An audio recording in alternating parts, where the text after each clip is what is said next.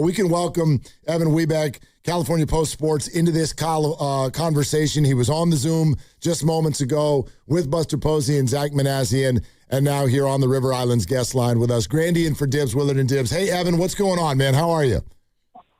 Man, a lot going on today, huh? Enough. Pretty exciting day. Yeah, lots going on, but then again, the real big boom, in other words, a lot happened, but I didn't find any of it necessarily surprising. How close do you think the Giants got to doing something surprising? I mean, I thought getting Marcelo Mayer for Eric Miller was pretty surprising. I don't think trading Heliot Ramos was a surprise, but I thought it was not necessarily an obviously expected move. You know, we saw him trade two guys with under team control through 2030. It's another 3 years in Miller and Ramos.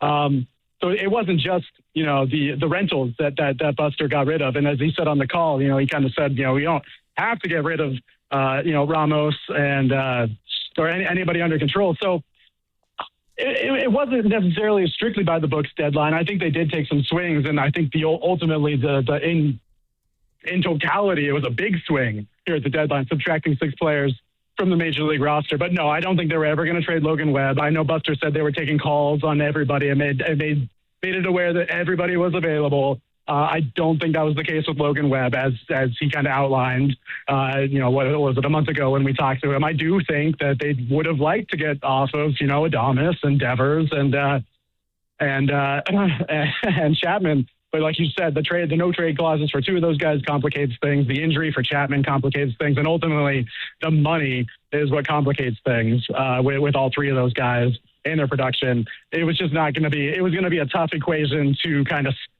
square out at the end of the day to get off of the money, but also make sure you're not completely putting your Major League team in a complete hole, losing, kind of those 3 main pieces. Evan, so 6 big leaguers out. They also trade away 1 high A minor leaguer. You get 7 prospects and Marcelo Mayer back, as you mentioned. Obviously, with these prospects, so many of them are, in the lower levels of baseball. We're all guessing. We don't know how good these players are going to be eventually. But in your opinion, you sum up what the deadline has been. Do you consider this a successful deadline for the Giants? I mean, for a team that has maybe been the biggest loser on the field this season, I mean, maybe besides the Mets, there might not have been a bigger winner at the deadline, especially for a team that's selling pieces. I've been pretty critical, I think, of Buster Posey's tenure so far, and for good reason. You see where they are in the standings and some of the moves that have been made. But he's done very well, both at the last trade deadline and this trade deadline. And a lot of credit goes to, the Giants pro scouts, who Buster shouted out on the Zoom call, of course, and identifying, this kind of talent to bring in. I think it was a big win for the Giants, frankly. I mean, we didn't know how far they were going to go with this. I mean, everybody kind of figured it was going to be Arias and Ray, maybe Malley if they found a suitor for him, get off of the guys who were on 1-year deals, expiring contracts, get some value back.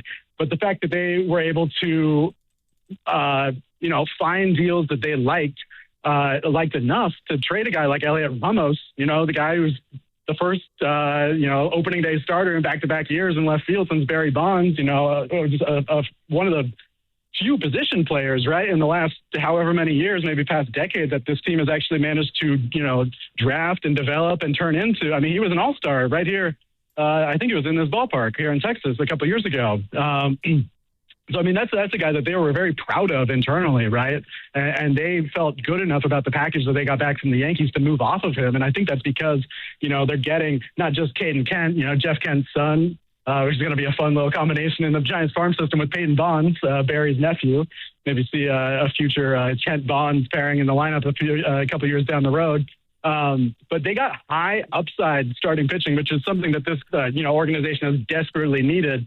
And dating back to the draft too, where they spent the first 3 picks on pitchers and added some real high upside guys. They say it hasn't been a focus, but it has been a very a pleasant outcome, I would say, in terms of adding pitching and kind of, they've got so much hitting depth in the system, especially at the lower levels. And now they kind of round that out with the pitching. And, frankly, I mean, I've been covering the team since 2022. The farm system is easily in the best place it's been since then. And I would imagine dating even further back than that, probably, the pre-dynasty era.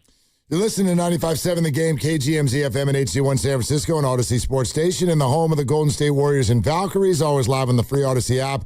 And coming to you live from the Laughing Monk Studios, and we're talking to Evan Webeck, who's in Texas with the team, where the lineup should be super interesting tonight in a game that starts in about an hour. But after the trade deadline, when the Giants send out 6 players in 5 different trades. Okay, with all that said, I know today is about the deadline, but Evan, you mentioned it. What does Buster Posey do about this Willy Adames situation going forward? It's a great question. I think he just needs to play better. I think a whole offseason, that's got to be the Giants' hopes, right? That a whole healthy offseason, it gets Adames right, and it really is the back issues that are causing, the problems. Of course, it's it's two sides of the same coin, right? It's like, okay, do you want the back issues to be the problem? And because, back issues in the second year of a 7-year contract doesn't necessarily pretend something good. But if it's not the back issues, if it's actual skill decline, that's maybe even worse in the second year of a 7-year contract. So it's a totally fair question. I don't know what they need to do to get him right, but he needs to be making better swing decisions. That's first of all at the plate.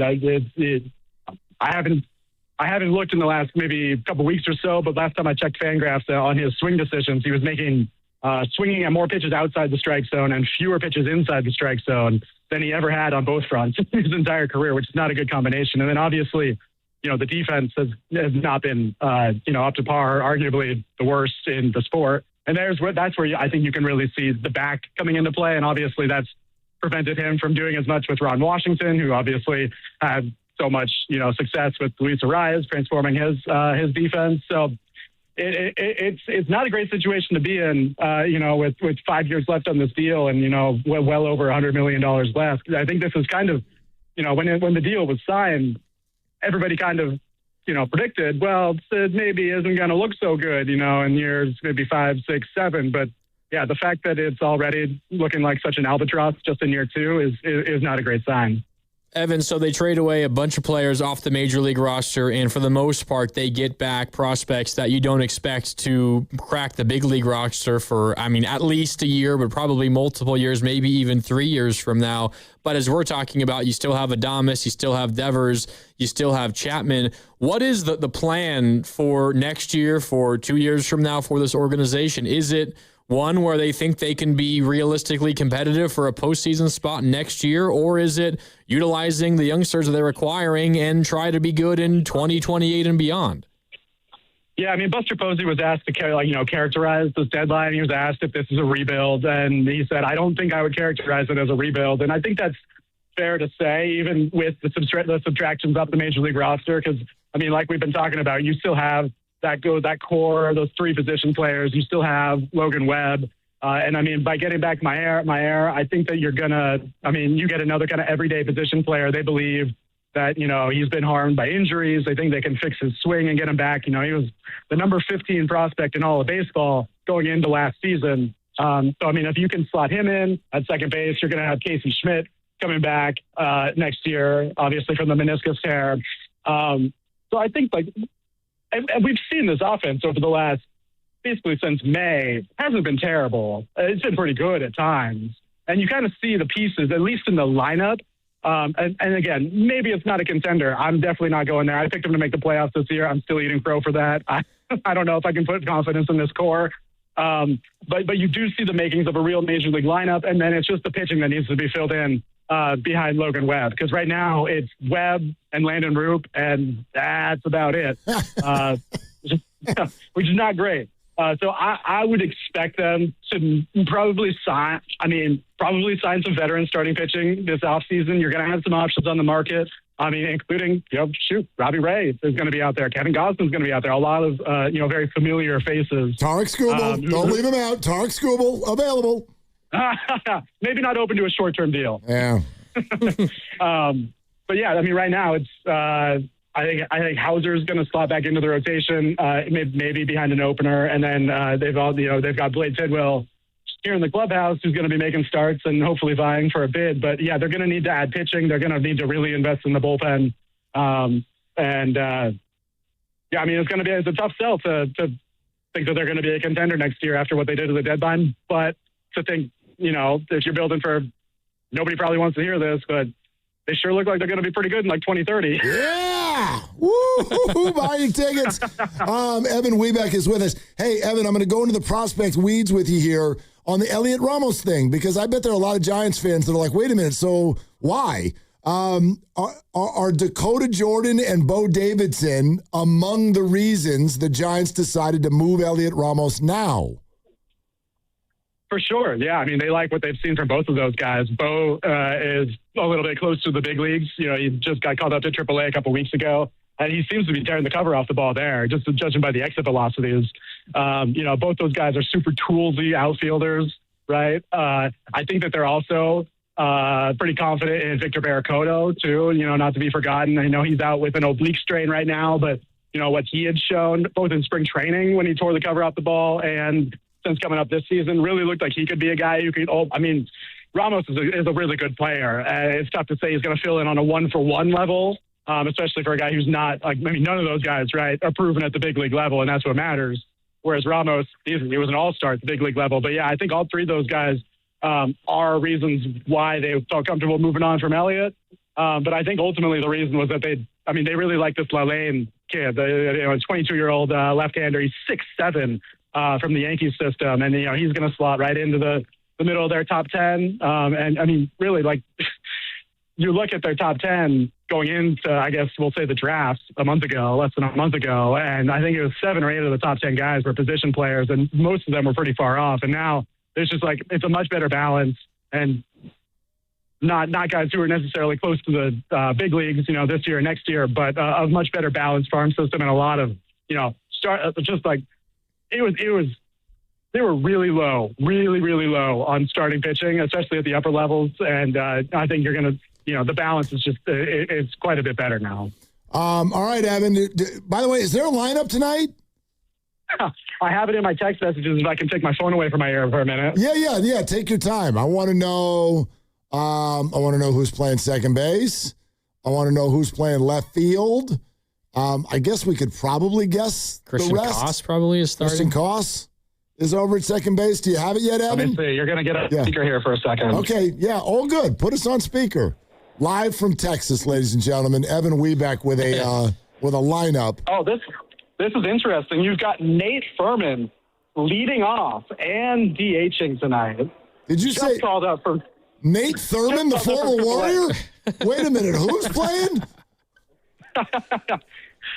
Remember Nate Furman? Is that the guy that he came over in the Alex Cobb trade a couple years ago? Is that right? I think so. Okay. Let's see. Left field. The outfield's pretty. The real question mark is going to be if anything happens in the outfield tonight, because they've only got 3 outfielders on the active roster right now, and they're all obviously in the starting lineup. Lee in right, Gilbert in center, McRae in left. That's interesting. I would have switched. I probably would have put Gilbert in left and McRae in center. And then we've got Basabe at second and Koss at third, which is interesting. It seems like they're maybe going to be alternating, because in San Diego we saw Koss at second and Basabe at third. Interesting. And you said, wait, so is either Eldridge or Devers not playing? Sorry, what was that? Eldridge and Devers, one of them must be sitting out, I guess. That must be right. No Eldridge. Devers is at first. Yeah. It looks like a day off for Bryce Eldridge. Got it. Well, he's been around for so long. We're doing all prospects now. Okay. All right. Hey, Evan, man, that was a blast. Thank you so much for coming on.